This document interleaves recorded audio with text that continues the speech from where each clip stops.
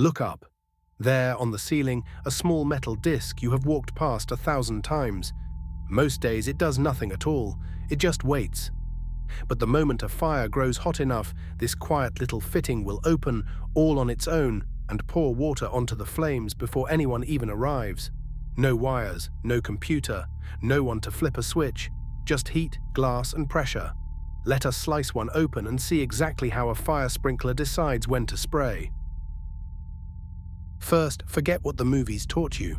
When a fire starts, the sprinklers do not all burst at once and soak the entire building. That almost never happens. Each sprinkler head is its own little sensor, sealed and completely independent of its neighbors. Only the ones directly above real, dangerous heat will open. In most real fires, just 1 or 2 heads do all the work. The rest keep waiting, dry and ready, in case the fire ever tries to spread.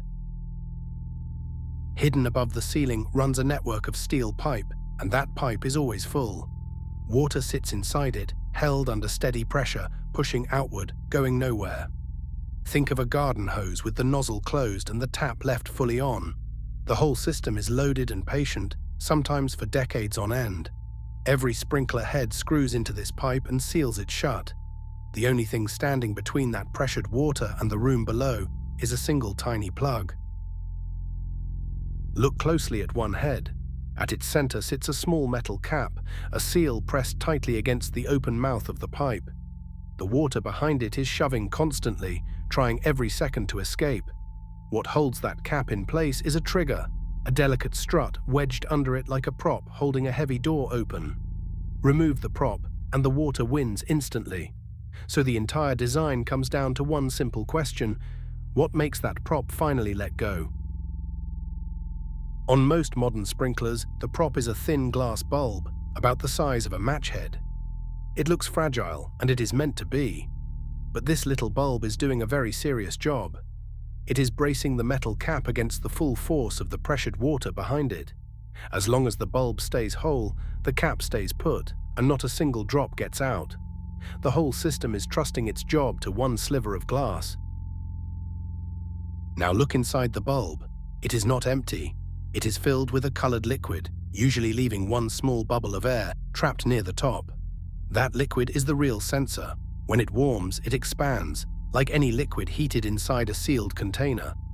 The trapped bubble gives it just a little room to grow at first.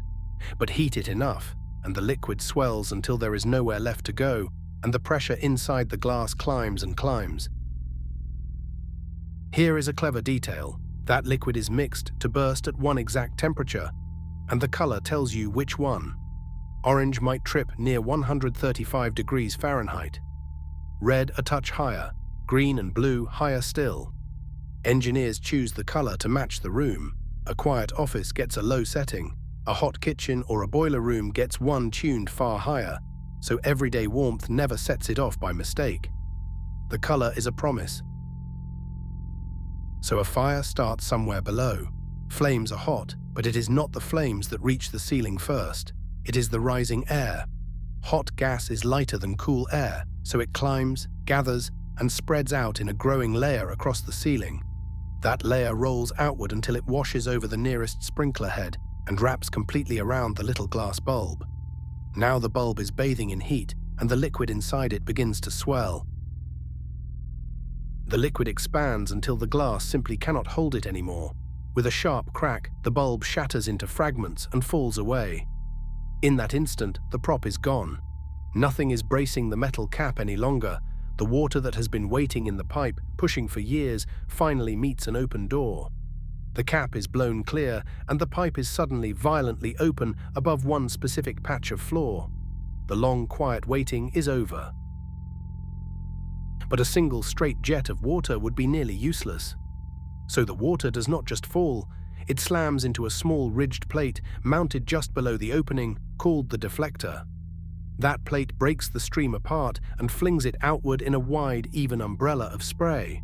Suddenly the whole area beneath the head is being rained on, not in a thin trickle, but in a heavy, deliberate downpour aimed straight down at the fire below. And remember, all of this is happening at one head, the one that actually got hot. The sprinklers in the next room, down the hall and around the corner still have their glass bulbs fully intact. They feel nothing yet, so they stay sealed and dry. If the fire grows and the heat spreads, the next bulb in line will burst, and then the one after that. The system answers the fire step by step, only where it is truly burning. There is one more piece to this. The moment water starts moving through the pipe, it pushes past a little paddle or switch built into the main line. That motion trips an alarm and, in many buildings, calls the fire department automatically.